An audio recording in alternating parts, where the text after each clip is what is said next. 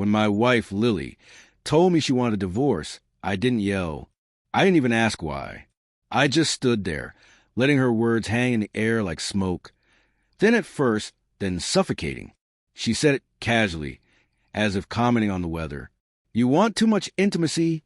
she added almost as an afterthought. I stared at her, trying to make sense of it. Too much intimacy? After 7 years of marriage, after everything we had shared, that was her reason. In the days that followed, I kept replaying that moment.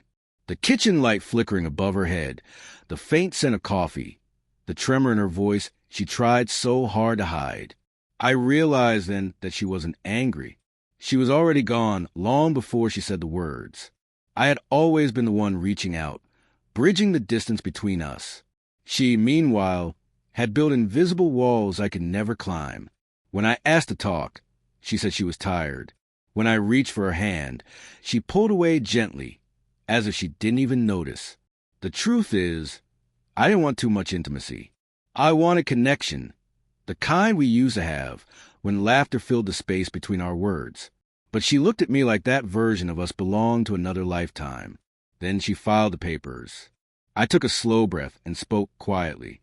"You said I wanted too much. What changed?" Her eyes glistened, and she looked down at her hands. "You did," she whispered. "You stopped trying."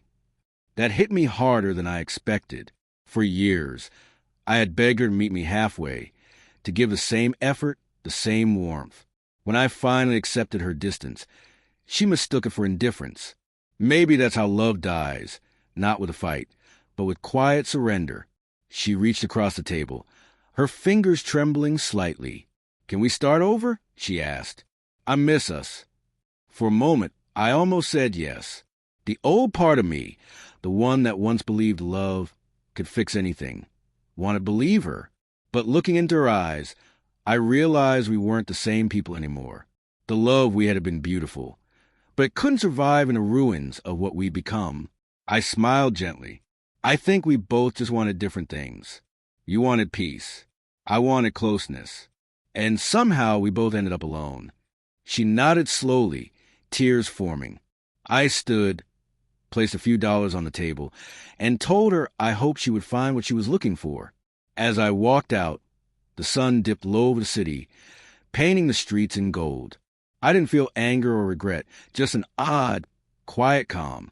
Sometimes love doesn't end because it wasn't real.